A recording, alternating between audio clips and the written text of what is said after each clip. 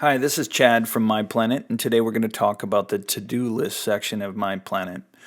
So right away, we're sitting here on the dashboard for to-do lists. But before we kind of talk about these items, let's create a list.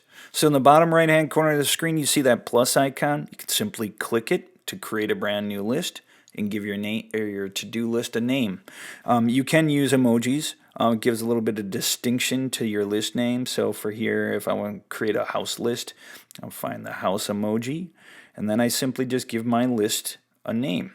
All right, so I'll call it house list. My wife makes these for me all the time. Now I've created a list.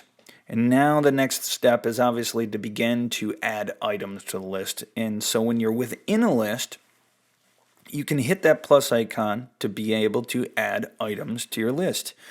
There's two different ways to do it. One is to use the microphone, so you could say clean basement, and you can hit done. You can type items in, say clean garage.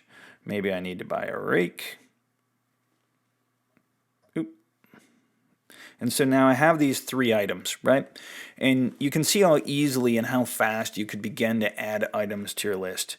Now we have even more detail for each item within your list. So for example, if I want to get to the detail of clean basement, I simply click that item and it brings me into the detail. Now if I look at the top portion of the screen, these are some things I can do to that list. The camera icon is that you might want to associate a picture for some reason or another. You can either take one with your camera or you grab one from your gallery. As we talked about in our tags video, there's the tag icon where you can tag it so that you can use it in your custom dashboard. And delete. Obviously, the garbage can is to get rid of the item. There is another way to do that, which I'll show you in a little bit. And then there's this other detail. So for example, the due date. Maybe you want to have this basement clean by February 10th. Right? So you can change the date and set a due date for clean basement.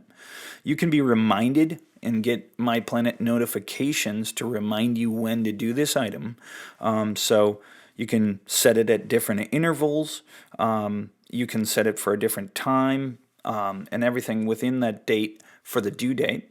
So you can do that. You can add subtasks. So maybe I need to bring my broom to clean. You can add as many subtasks as you need to. You can make it a repeating item. A great example of this is if you have a list for, let's say, medications. Maybe there's a medication you need to take on a daily basis. You can set that item to be daily.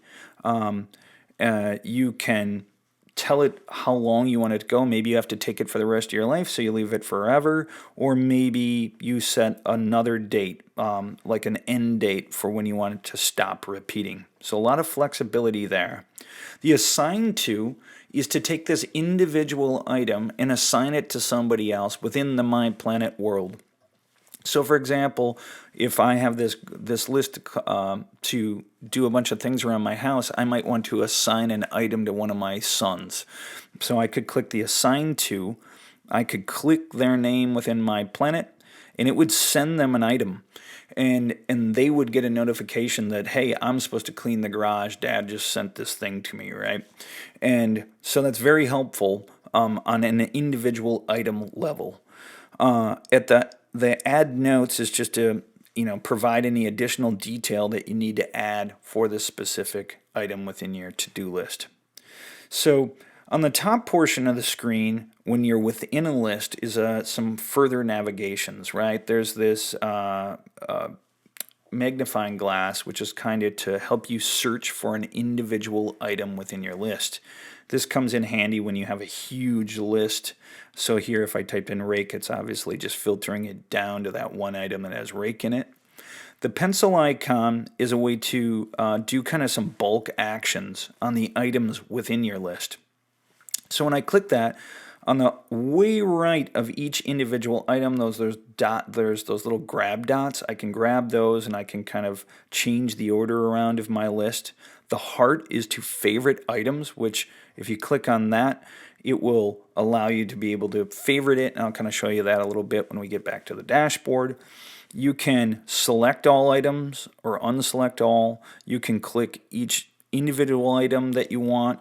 And then once you have a certain grouping of items, you can do bulk actions to them. So for example, if clean basement and buy rake, both of those I wanted to assign to one kid or to somebody else, I could hit the assign to in the bottom left, and I can bulk assign those two items to one person.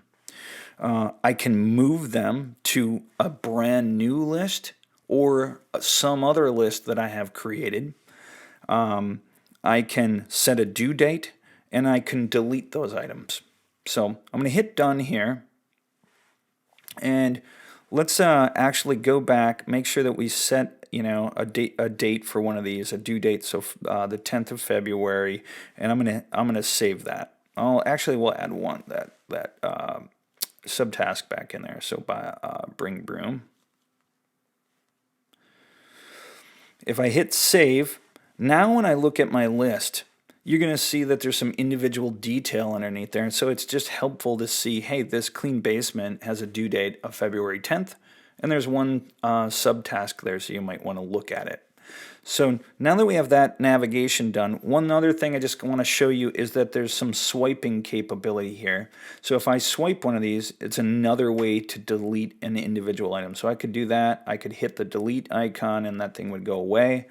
One other thing is when you're within a list, as you're getting them done, maybe like the buy rake, I click that little icon there, or excuse me, the little bubble next to it, and that sets it to be completed. So now if I look down here, I have a completed portion and who completed it, when it was completed within my list.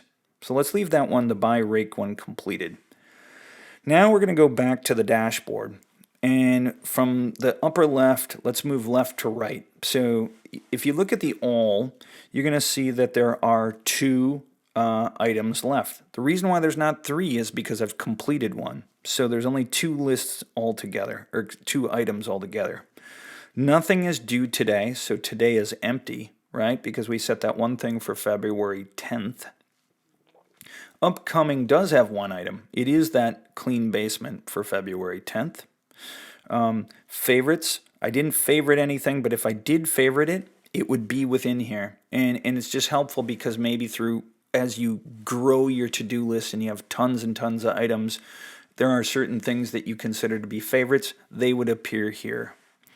Unplanned is the one thing I have not completed and does not have a due date. So it's things that are unplanned, no due date. Overdue is very helpful because if you have a bunch of things that do have due dates and you miss them, you can come to this section and it will show up in the overdue section so that you can see what have I not gotten done that I should have gotten done. Assigned to me is in the example where I assigned cleaning the basement to, let's say, one of my kids. Well, if my son was looking in MiPlaniT, he would see that item, hey, I have something assigned to me. And so it's a good way to filter out just the items that somebody else has assigned to you. You can look at the completed items, which we hold for 90 days until they are deleted.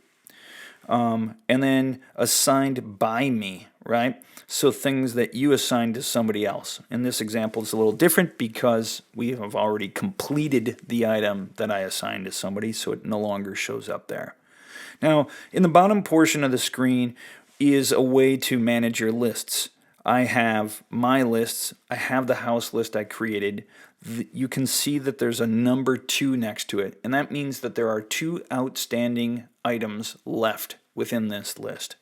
I have the drag or swipe functionality both left and right, or just left, excuse me. If I go left here, I have a share icon, meaning that I can click this share icon, and I could share this entire list to somebody. So before, we were assigning an item to one person. Now, if I wanted to, I can share the entire list to somebody. It's great within a family, right? Because maybe we want to share, like in this example, a house list, and I could share it to every family member so we're all trying to take care of these items. You can also print it. So if I hit print, it immediately kind of comes up, and I could select print, and it's going to create a little list for me so that if I wanted to, I can have it printed out. Maybe I want to bring it somewhere. It's helpful to have a hard copy.